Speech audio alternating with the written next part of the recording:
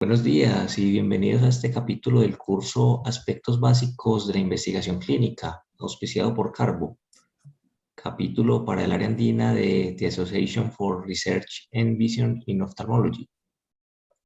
Hoy nos acompaña el doctor Jaime Soria Viteri desde Ecuador.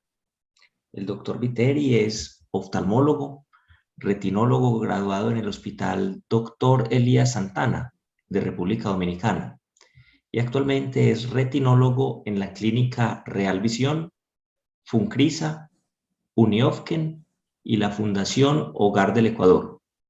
Además, se desempeña como profesor de metodología de la investigación y bioestadística de la Universidad Católica de Guayaquil. Y actualmente da asesorías estadísticas y en investigación médica por medio de Arquímedes. Más adelante hablaremos de qué es Arquímedes, doctor. Muchas gracias, doctor, por acompañarnos. Carlos, muchísimas gracias por la presentación. Y ahora lo que quiero compartirles un poco acerca de cómo usar esta estadística que vemos en los artículos y cómo podemos implementarla en el mundo real de cuando tenemos pacientes y qué información podemos sacar. Para esto voy a enfocarme en cosas muy sencillas, muy básicas, pero también muy importantes. La primera es acerca de la utilidad que tiene la correcta interpretación de la frecuencia y del porcentaje. Cuando nos presentan artículos, ¿cómo debemos interpretar? La segunda es la interpretación de la media y desviación estándar. ¿Qué es lo que significa? ¿Cómo comparamos los grupos utilizando esto? Y por último, es poder identificar estas preguntas de investigación que están dentro de los resultados de los artículos que estamos evaluando. Entonces voy a poner también algunos ejemplos y cómo podemos sacar estas preguntas de investigación. Para esto, voy a presentar la información acerca de ensayos clínicos randomizados sobre diferentes opciones terapéuticas en la toxoplasmosis ocular. Y vamos a comenzar con un artículo clásico publicado en 1993 en el American Journal of Ophthalmology. Aquí lo que comparan son tres diferentes opciones terapéuticas y el placebo. ¿Cómo fueron esos pacientes con toxoplasmosis ocular? La primera opción terapéutica o el primer grupo eran los que tenían la pirimetamina y la sulfadiazina, junto a corticosteroides. El segundo grupo es clindamicina y sulfadiazina con corticosteroides, como le fue a este grupo de pacientes. La tercera es el trimetoprim sulfa y el sulfametoxazol junto a corticosteroides, como le fue en ese grupo. Y en un cuarto grupo había un grupo de pacientes que no tuvo ningún tipo de tratamiento, que podríamos decir que es el grupo control. Para esto usamos el análisis de chi cuadrado y ellos pusieron un valor P de 0.01. Como forma estandarizada usualmente se usa el 0.05, ellos quisieron ser un poquito más exigentes en sus resultados. Así es como ellos proponen y presentan sus resultados. Antes de avanzar, me gusta hacer un pequeño paréntesis acerca de cómo interpretar la frecuencia y el porcentaje. Y aquí ponemos un ejemplo de 100 personas, en donde en ellas había un grupo A, que habían 50 de estas personas, y un grupo B, que habían 50 de estas personas. Y de estos tenemos hombres y mujeres. Entre los hombres masculinos había 65 y en femeninos había 35. Esta es la frecuencia, siempre va a ser la misma frecuencia en todos. Pero el porcentaje puede ser diferente dependiendo a qué nos referimos. Si nos referimos al porcentaje del total de 100, que son los primeros que vemos, aquí vemos 25, 25, 40 y 10%. Esto se refiere al 10% acá. Cuando referimos sobre las columnas, vemos que este mismo 25, el porcentaje es un 38%, acá un 61%, y va variando el porcentaje si nos referimos a las columnas. Y si vemos en cambio lo de las filas, vemos que estos 25 pacientes o 25 personas, aquí un 50%, acá otro 50%, acá es un 80% y aquí es un 20%. ¿Qué es lo que quiero decir con esto? Que siempre que vemos una frecuencia y porcentaje, tenemos que saber este porcentaje a qué se refiere. Si se refiere al número total, si se refiere a la columna o si se refiere al porcentaje. Dejando atrás este paréntesis para entender un poco la data, tenemos aquí ahora la tabla de los pacientes que vimos del artículo. El grupo 1 del tratamiento de pirimetamina más sulfadicina, grupo 2 clindamicina más sulfadicina, grupo 3 pirimetamina más timetoprim más sulfametoxazol, y el grupo 4, que es el grupo control de tratamiento. Tenemos la frecuencia, que están aquí los números, y el porcentaje entre paréntesis. Entonces, este porcentaje ¿a qué se refiere? Al número total, a las filas o a las columnas, y aquí los tienen divididos en tres grupos. ¿Cuánto duró la inflamación? Menos de 3 semanas, de 3 a 6 semanas o más de 6 semanas. Cuando vemos, aquí se refiere al porcentaje de las columnas. cada uno de estos. Entonces tú ya te vas entendiendo mejor el porcentaje. Y tú dices, ok, ¿qué es la pregunta que está aquí oculta? ¿Qué pregunta quieren contestar estos datos? Tú ves que quieren contestar es qué tratamiento se asoció a menor tiempo de inflamación, porque aquí te ven el tipo de inflamación. La mayoría de estos pacientes, más o menos el 50% de estos pacientes, la inflamación les duró, no importa en qué grupo de tratamiento estaba, más o menos entre 3 a 6 semanas. Tú lo que quieres disminuir, lo que ellos planteaban era disminuir las inflamaciones más crónicas, las que duraban más de 6 semanas. Y compararon dos grupos, el grupo 1, que es el tratamiento clásico, y el grupo control, al que no se le dio ningún tratamiento. Y tú podrías decir, bueno, en el grupo control vemos un 37% versus el tratamiento clásico estándar que es de un 26%. El grupo control duró en porcentaje 11% más que el grupo clásico. Pero no, al hacer el análisis de chi cuadrado, nos da un valor P de 0.5 y vemos que esta diferencia no es estadísticamente significativa. ¿Qué queremos decir con esto? Y a mí me gusta dar este ejemplo porque es un ejemplo muy intuitivo que se entiende muy bien. Si tú sacas una moneda y tú la lanzas 10 veces, y de esas 10 veces, 6 te da caras y 4 te da cruz, quiere decir que la moneda, el 60% de las veces te va a caer cara y el 40% de las veces te va a caer cruz.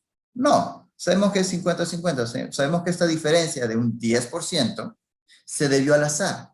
Asimismo, en este caso, la diferencia que vemos de un 11%, podemos pensar que se debe al azar.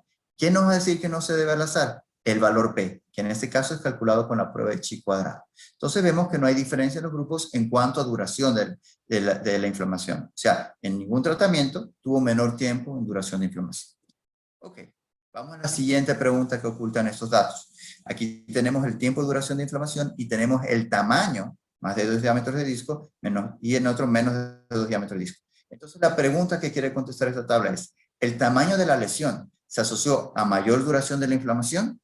Y aquí vemos que los que tenían menos de 2 diámetros de disco, más o menos un 25%, duraban más de 6 semanas, mientras que los que tenían más de 2 diámetros de disco, un 56%. Estamos hablando de más o menos un 31% más. Y esta diferencia de un 31% sí fue estadísticamente significativa. Aquí cuando los comparamos vemos el valor P menor de 0.01 con análisis chi cuadrado. Entonces aquí sí vemos que el tamaño de la lesión sí importa en ver cuánto tiempo va a durar esta inflamación.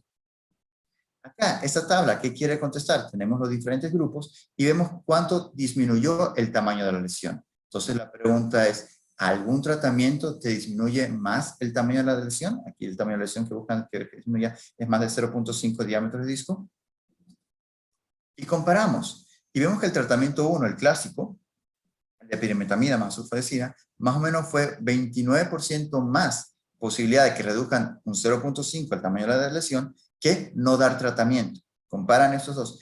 Y este, con el análisis chi cuadrado, vemos que fue de 0.1, o sea, estadísticamente significativo. Por lo tanto, asumimos que ese tratamiento sí disminuye más la lesión que no darles tratamiento. Ahora veamos esta tabla. Esta tabla nos ve los 3 tipos de tratamiento. Aquí ya no hay grupo control. Y ve agudeza visual.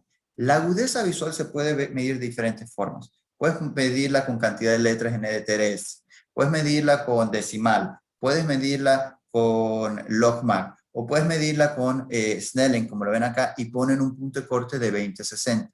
Un punto de corte de 20-60 es un punto que metodológicamente es muy usado, muy acertado. ¿Por qué? Porque debajo de 20-60 comienza a disminuir rápidamente la calidad de vida de los pacientes. Son pacientes que ya se les hace difícil coger un bus o un carro cuando están en la calle, son pacientes que ya no pueden manejar, son pacientes que ya se les hace difícil leer un texto, mandar una carta, o sea, ya comienza a afectar mucho su calidad de vida. ¿Ya? Y aquí comparan. Ven cómo está la agudeza visual, cuántos tenían peor de 20-60, cuántos estaban en riesgo de discapacidad visual de ese ojo antes del tratamiento y más o menos en un 40-35%. Aquí no ponen cuántos no lo tenían porque son mutuamente excluyentes. Aquí dice 45% tenían menor visión, un 55% tenían mejor visión, entonces no es necesario poner. Pero tú quieres ver cómo quedaron después. ¿Hay diferencias después según el tratamiento? ¿Hubo mayor cantidad de pacientes? Y aquí tenemos más o menos casi un 10% contra casi un 20% entre diferencia de tratamiento. Sin embargo, esta diferencia de tratamiento no es estadísticamente significativa con el chi cuadrado. No podemos asumir que hay un tratamiento que sea mejor que el otro. Esa es la pregunta que contestan estos datos. Ahora vamos aquí a estos datos de acá. Tenemos también los diferentes tipos de tratamiento y tenemos nuevamente grupo control. Y aquí tenemos cuánto los años de seguimiento y si es que tuvieron o no recurrencia. de la aparición nuevamente de otra lesión de toxoplasmosis. Entonces, esto quiere contestar es qué tratamiento se asoció a una menor recurrencia, por lo menos durante 3 años de seguimiento. Y vemos que esto de aquí, 0 de 35, 0 de 46, 10 de 31, 13 de 31, ya no es tan intuitivo y tan fácil de entender como el porcentaje, ¿ya? Y tú puedes decir, ya, pero ponme aquí el porcentaje, aquí es un 0%, aquí casi un 30%, aquí es posiblemente un 35%, ¿por qué no me pone el porcentaje? Porque en este tipo de datos hay una pérdida de seguimientos, el denominador no es lo mismo, y eso es lo que el investigador quiere comunicarte que hubo grupos donde perdieron más pacientes, aquí se perdieron 4 pacientes, mientras que acá se perdieron más o menos unos 6 pacientes, 7 pacientes. Entonces, ver que hay una diferente cantidad de pérdida de seguimiento y ver más o menos en cómo se comportó. Sin embargo, te vuelve a hacer el análisis de comparar este grupo contra este grupo, personas que tienen este risco, le hace el análisis chi cuadrado y no encontró una diferencia estadísticamente significativa. Por lo tanto, ellos dicen que no hay un tratamiento que se asocie con menor recurrencia, por lo menos en este estudio que se presentó. Ahora, pongamos otro ejemplo de otro estudio. Este es uno un poco más actual, el 2011, publicado en el American Academy of Ophthalmology. Y este es también un estudio randomizado, aleatorizado, en donde van a comparar 2 tratamientos. El tratamiento clásico que vimos que fue el que le fue mejor, de pirimetamina y sulfadiacina, versus clindamicina y dexametasona intravítrea. ¿Cuál le fue mejor entre esos? Y puse esta imagen porque te ayuda a entender qué es lo que querían ver con que disminuyó el tamaño de la lesión, el tamaño de la inflamación, que era lo que veíamos antiguamente, lo que vimos en el otro estudio. Y aquí te lo pone una imagen, cómo está la inflamación, hasta dónde llega y cómo disminuyó la inflamación luego del tratamiento. Ellos, aquí tú puedes también hacer una comparación en diámetro de disco, aquí posiblemente hay unos 5 o 6 diámetros de disco y acá queda posiblemente unos 2 o 3 diámetros de disco, subjetiva. O ellos lo que hicieron es lo midieron con píxeles de la cámara. Ok, este tamaño, ¿cuántos píxeles tiene? Así es como lo ven ellos. Entonces, primero quieres comparar los dos grupos. El que tuvo el tratamiento intravítreо de clindamicina más dexametasona, que eran 34 pacientes, versus el tratamiento clásico, que ya lo vimos. Y tú dices, ok, en estos dos grupos de pacientes, ¿eran diferentes? ¿Eran comparables o no eran comparables? Porque a veces la randomización no funciona. Tú randomizas y tienes dos grupos que no son comparables. Y esto es lo que se llama la famosa tabla 1. Entonces vamos a ver. Ya vimos cómo ver porcentajes y frecuencias. Vamos a comenzar con eso. Porcentajes de hombres y mujeres. Aquí, en mi opinión personal, porcentajes de hombres y mujeres no es necesario. Si ya pones hombres y asumes que los otros son mujeres, porque son mutuamente excluyentes. Aquí lo quisieron poner, pero no es necesario. Aquí podemos ver cómo está 47% versus 52% en cantidad de hombres. En la cantidad de pacientes que ya tenían una cicatriz previa, 47% versus 41 versus un 52%.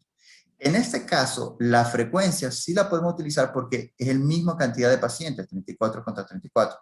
Si no fuese la misma cantidad de pacientes, el porcentaje sería más útil ver. ¿Ya?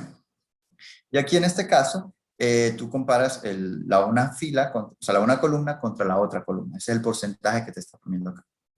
Ven la cantidad de IgM que tenían positivo, el 100% un grupo contra el 100% otro grupo.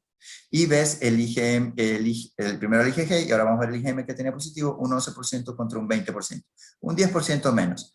Pero esta diferencia es estadísticamente significativa. Como vimos en el artículo previo, vemos diferencia de porcentajes, se usa el chi cuadrado, y en este chi cuadrado, en ninguna de estas variables que hemos visto, hemos encontrado una diferencia estadísticamente significativa. O sea, aunque vemos una diferencia de un 5%, de un 10%, podríamos asumir que se debe al azar, al igual que hicimos el ejemplo cuando lanzamos la moneda. 6 caras contra 4 cruces. Posiblemente se ven al azar y no es una verdadera diferencia. Ahora vamos a ver lo nuevo. Vamos a ver ya variables continuas. Ya no vamos a ver variables dicotómicas. Vamos a ver ahora variables continuas, cómo se comportan, como la edad. Cómo se comporta la media de la desviación estándar de la edad. Aquí la media vemos que tienen 24 años contra 23 años. Al ojo por ciento clínicamente me parece que es una diferencia que no es clínicamente significativa. ¿Ya? Y le pone una desviación estándar de más menos 6 a los dos, son desviaciones estándar también comparables. Cuando tú le pones para abajo, tú dices, ok, son dos desviaciones estándar, o sea, más o menos son pacientes que eran de 2 años hasta dos desviaciones estándar para arriba, más o menos de unos 46 años, o unos 36 años. 2 años, tal vez no habían muchos pacientes de esa edad, podríamos asumir que había una distribución un poquito sesgada, no paramétrica, no nos vamos a meter mucho en eso, pero más o menos eso es lo que te quiere decir esta con desviación estándar. Vemos en la agudeza visual. Agudeza visual, aquí ya te lo miden con logmark. En el pasado vimos que fue con Snellen, aquí ya están usando logman. Sabemos que hay diferentes formas de ver aguza visual. Este 0.59, ¿qué quiere decir más o menos Snellen? Es más o menos un 20-80. Aquí la mayoría de pacientes están en un 20-80 y aquí tenemos un 0.5. Aquí la mayoría de pacientes, en cambio, estaba con un 20-60. Y más o menos 0.3 desviación estándar, volvemos a ver, entonces más o menos empezar desde 0, casi 20-20, hasta para arriba sería cuenta dedos casi. Y el de aquí también se comporta muy similar. Por encima de 20-200, de 20-200 a 3 cuentas dedos, podríamos al ojo por ciento asumir esto. En tamaño de la lesión, ellos lo miden en píxeles, más o menos el uno tenía 200.000 píxeles, el otro tenía 155.000 píxeles. Aquí tú ves una diferencia que me parece significativa, estamos hablando de 50.000 píxeles de diferencia, pero cuando ves la desviación estándar de 200.000 píxeles también, tú dices, ok, hay desde píxeles negativos hasta casi 1.000.000 de píxeles, casi sería más bien unos 600.000 píxeles en positivo, y el otro también llega a casi 600.000 píxeles en positivos. Entonces, sí, es que hay mucha desviación estándar, son grupos muy amplios, o sea, aunque hay 50.000 píxeles de diferencia, en la cantidad grande total viene a ser algo muy poquito que represente. Por lo tanto, no es una diferencia que clínicamente venga a ser relevante. ¿Ya? Y asimismo en el seguimiento de meses, fueron seguidos por un promedio de 2 años, más o menos casi 4 meses, o sea, no son 4, pero para ser entendido más fácil, 4 meses, más o menos 8 meses más, 8 meses menos, y muy similar en el otro grupo. Eso no lo vemos de una forma intuitiva viendo solo la parte estadística descriptiva, pero cuando queremos poner la inferencial, ya cuando estas son variables continuas, ya no podemos usar el chi cuadrado que usamos en las variables cualitativas o en las variables dicotómicas. Aquí ya usamos un t de student. Y en este t de student no vemos que hay diferencia estadísticamente significativa. Todo valor p está por encima de 0.05. Y aquí ponen una nueva variable, que es la inflamación. La inflamación le ponen más una cruz, más 2 cruces, más 3 cruces y más 4 cruces, que es una forma en donde, dependiendo de la cantidad de celularidad, muchos retinólogos clasifican la cantidad de inflamación que hay. Esta ya se vuelve una variable ordinal, ya hay un orden, pero no es continua como la de acá, porque entre una y 2 cruces no es la misma diferencia que entre 3 y 4 cruces. Aquí ponen los porcentajes que hay en cada uno de estos grupos. Esos porcentajes son similares, la mayoría está entre 2 y 3 cruces. Y aquí el análisis estadístico ya no puede ser el mismo t-student, ya no es el mismo chi cuadrado. Como esto es una variable ordinal, el análisis estadístico es man-Wine-U o man-U-Wine. Esa es la prueba que te hacen y no hay tampoco diferencia estadísticamente significativa. Por lo tanto, con la famosa tabla 1, podemos ver que los dos grupos, a priori, parecen ser grupos que son comparables. Vamos a ver qué más te dice. Aquí tenemos otra tabla, y aquí lo que esta tabla quiere ver es cuál tratamiento redujo más el tamaño. Entonces primero te dice, ok, el tratamiento te redujo el tamaño. Aquí tú tienes más o menos 200.000 píxeles previo al tratamiento. Después del tratamiento de las 6 semanas tenía 58.000 píxeles, de 200.000 a 58.000. Me parecería que es una diferencia significativa. Ellos ponen que el cambio más o menos promedio fue de 116.000 píxeles. Por lo tanto, cuando ya lo ponen en porcentaje, ellos dicen que más o menos bajó un 48%, casi un 60% el tamaño de la lesión bajó en promedio. Algunos bajaron menos, algunos bajaron más. Obviamente lesiones más grandes tienen más rango a disminuir, lesiones muy pequeñas tienen poco rango a disminuir. Y para ver esta diferencia de un antes o un después de un mismo grupo, usan la misma t-student, pero un subgrupo que se llama t-student pareada. Ya no es la t-student normal, es la t-student pareada, porque es al mismo paciente antes y después. ¿Eso fue con el tratamiento de clindamicina? Sí, veo que el tratamiento funciona, estadísticamente significativo. Ahora, ¿funciona mejor que el tratamiento clásico? Aquí yo tengo, previamente tenían las 200.000 contra las 150.000, en un grupo quedó en 58.000, en el otro grupo quedó como en 66.000, tal vez un poquito más pequeño, sí, parece ser, pero será significativo, es clínicamente relevante.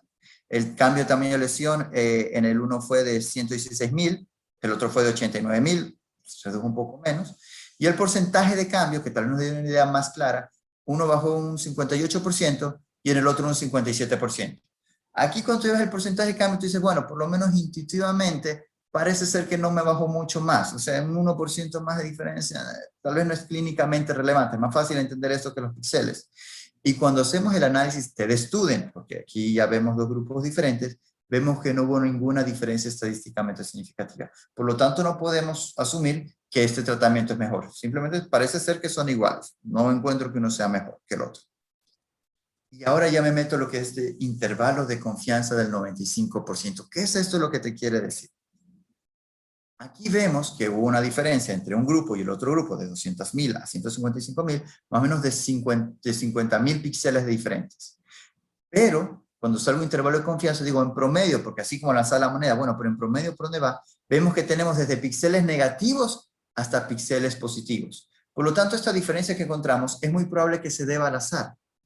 Y lo que le genera coherencia de que no encontré diferencia estadísticamente significativa. Estos dos valores van muy coherentes, siempre van muy entrelazados. Si en el uno encuentro un intervalo de confianza que es negativo y el otro positivo, el valor P debería ser mayor de 0.05.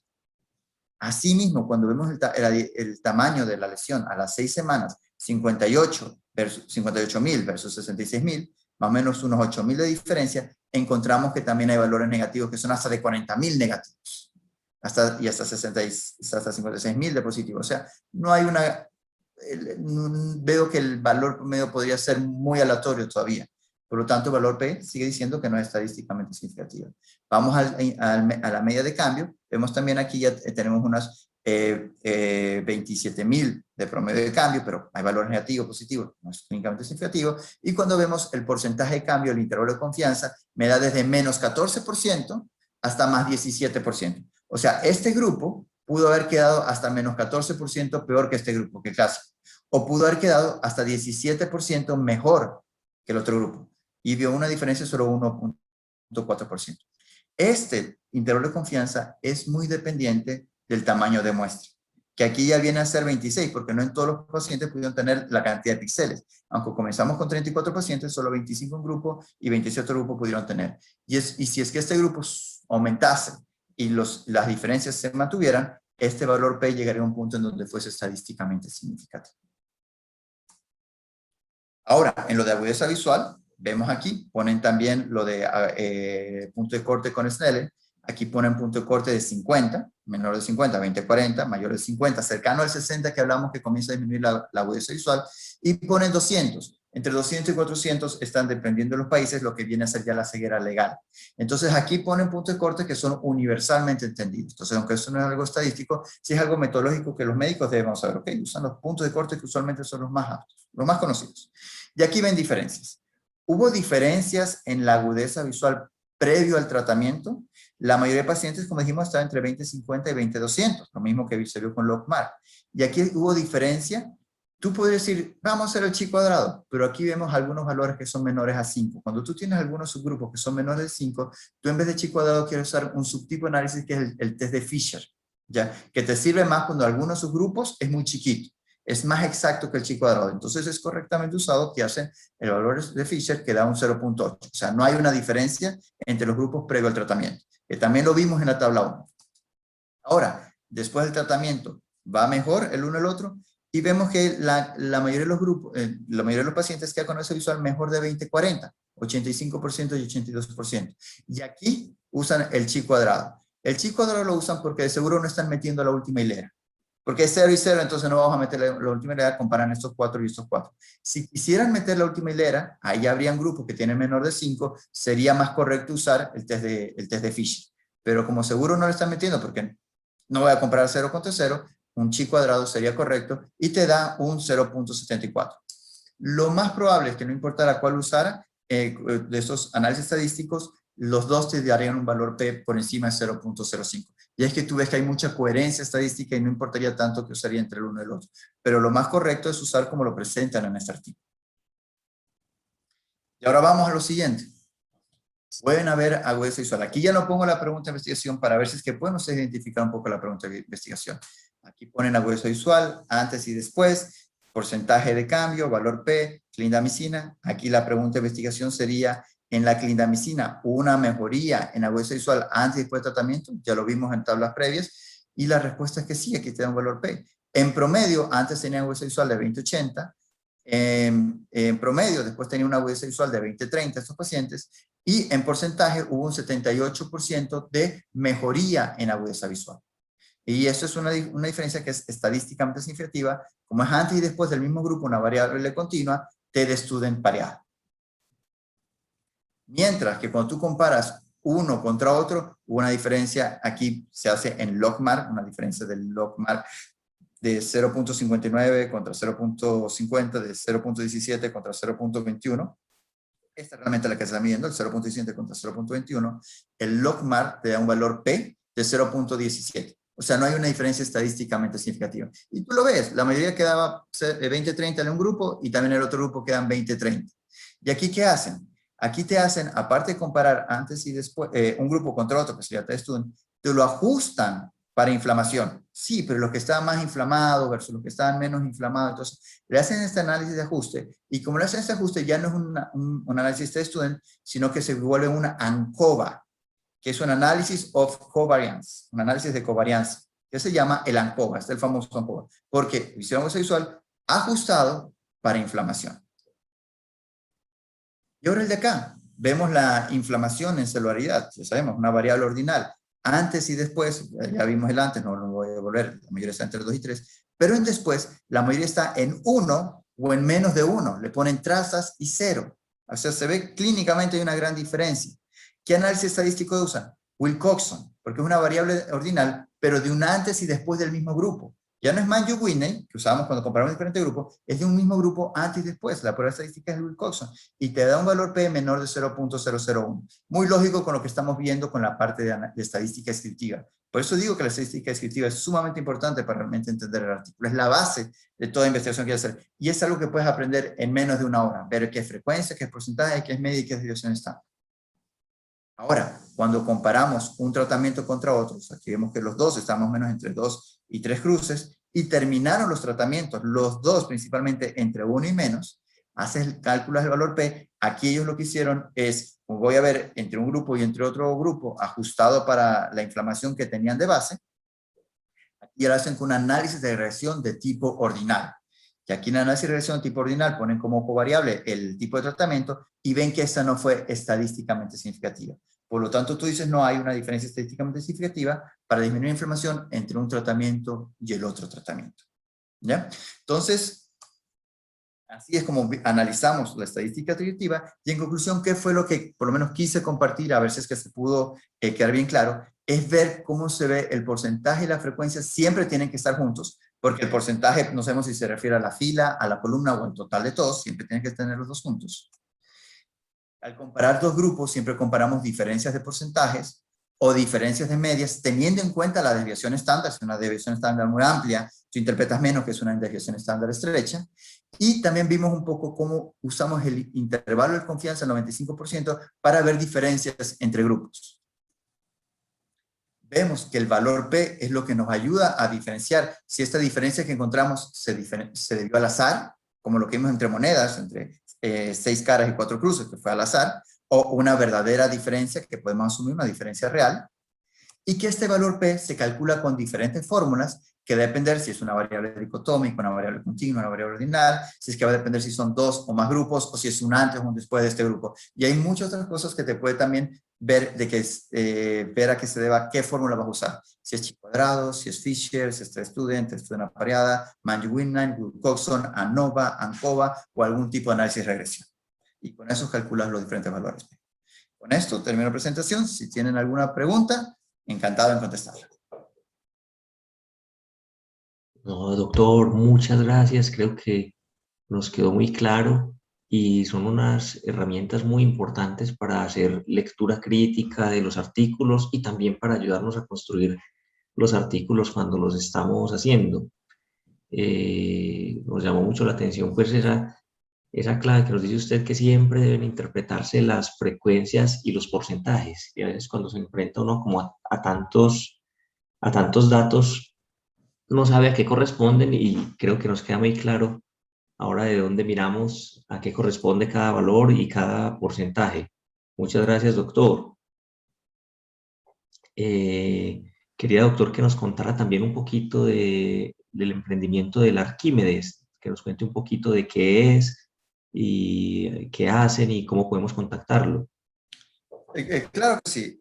Con un grupo de médicos e ingenieros en estadística, lo que estamos tratando es de fortalecer y asesorar temas de investigación médica, todo centro médico que quiera hacer un proyecto, si quiere ayuda en la parte metodológica, a ver que las variables están bien definidas, bien operacionalizadas, que va a haber coherencia en que esas variables van a poder realmente medir el objetivo que se plantearon para ese estudio, van a contestar la pregunta de investigación, la metodología es la correcta. Ahí estamos ayudando, asesorando, dando una guía. Y también la parte cuando ya tienen los datos, decir, ok, ya hice la metodología de la forma correcta, tengo estos datos, quiero ver si es que hay una diferencia estadística o no entre los grupos, cómo interpreto un poco, dar un poco los gráficos, podemos ayudar un poco en eso. Entonces, cualquier duda que tengan, me pueden escribir y les pongo mis contactos. Yo soy mucho más eficiente en WhatsApp que por correo, por eso pongo mi número de WhatsApp, pero también por correo pueden escribir. Entonces, más o menos, esa es la ayuda que queremos dar con Arquímedes. Muchas gracias, doctor, porque acá pues en la región andina tenemos muchos colegas que tienen de pronto información o clínicas que tienen proyectos, pero a veces nos frenamos porque no tenemos ese apoyo desde el punto de vista metodológico y estadístico. Entonces, muy interesante ese emprendimiento de ustedes y creo que nos va a ser muy útil. Muchas gracias. No, no, nadie que. Sí, quería, doctor, proponerle un ejemplo de pronto como de la vida real, a ver si de pronto, como construyendo a partir de eso, logramos ilustrar mejor los puntos que hablamos. Claro que sí. Recientemente un colega nos preguntaba sobre una idea de investigación y se la pinto más o menos para que usted nos diga qué piensa. Es ver la frecuencia de necesidad de antiangiogénicos o complicaciones en los pacientes que tienen oclusiones vasculares de la retina, entiéndase, oclusiones venosas, de acuerdo a si tienen o no ángulo cerrado. Digamos que podemos definir ángulo cerrado como que haya dos ángulos de los cuatro por debajo de Schaffer 2. ¿Cómo podría uno, digamos, operativizar esa idea y convertirla en algo ya estadístico como lo que usted nos muestra? Claro que sí. Entonces, desde un punto de vista metodológico, la pregunta de investigación sería si es que los pacientes con ángulo cerrado, de la forma que ya definió, tienen mayor riesgo de necesitar antiogénicos o alguna complicación que podría ser menor agudeza visual, necesidad de panfotocoagulación o presencia de glaucoma neovascular. Uno ya define eso de antemano. Y esas vienen a ser tanto sus objetivos como también sus variables. Entonces, una opción en que podría hacerse es mediante un estudio corte de todo paciente que tiene oclusión de la vena central de la retina o alguna de sus ramas, siempre y cuando cumpla ciertos criterios de inclusión, más de 10 diámetro de disco o algo, lo que definan previamente, se les hace el seguimiento que han planteado, que puede ser 1 a 3 meses, para ver si es que desarrolla este edema macular y la necesidad de antiangiogénicos. Y compararlo con cómo se encuentra el ángulo al inicio del estudio. Entonces, al final, tú terminas con una tabla 2x2, en donde tú tienes pacientes. Todos tienen oclusión venosa. Uno de ellos tiene ángulo estrecho, otro grupo de ellos no tiene ángulo estrechos. Y un grupo de ellos necesita antiogénicos y otro grupo de ellos no necesita antiogénicos. Tú ves la frecuencia y el porcentaje en cada uno de ellos y le haces un análisis de chi cuadrado para ver si esa diferencia que encontraste es estadísticamente significativa. Posiblemente a priori tú podrías decir que los pacientes que tienen ángulo estrecho tienen un 10% más de probabilidad de necesitar antiogénicos. Entonces dice, ok, los que tenían ángulo estrecho necesitaron un 50% y los que no tenían ángulo estrecho necesitaron un 40%. Entonces, y ahí tú estructuras a priori y ves si es que los datos van o no van acorde a eso.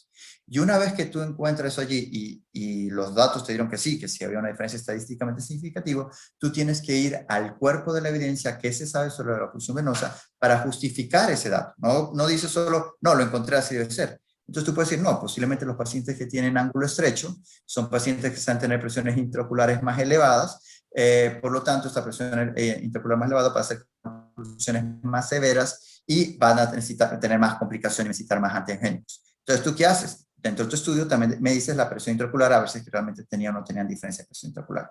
O lo otro que tú dices, no, los pacientes de ángulo más estrecho solamente eran porque tenían cataratas más grandes, porque eran, al ser pacientes de mayor edad, el diámetro trapezoideo uterino es mayor, esto es lo que te estrecha el ángulo, y tú lo que ves es más que nada el efecto de la edad sobre esto de aquí. Entonces, ¿tú qué haces? Mides también la edad del paciente a ver si este fue un factor que se asoció, porque a mayor edad, mayor arteriosclerosis, mayor severidad, mayor cantidad de complicaciones.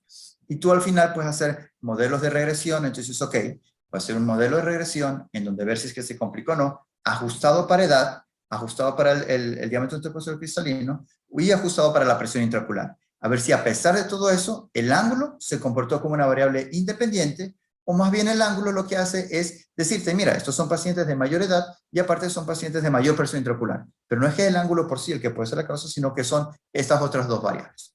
Esa sería una forma en donde tú podrías analizar estos datos y una propuesta estadística que tú desde antes de empezar el estudio ya la tienes predefinida y de allí con ingeniería estadística la llevan a cabo una vez que tengan los datos.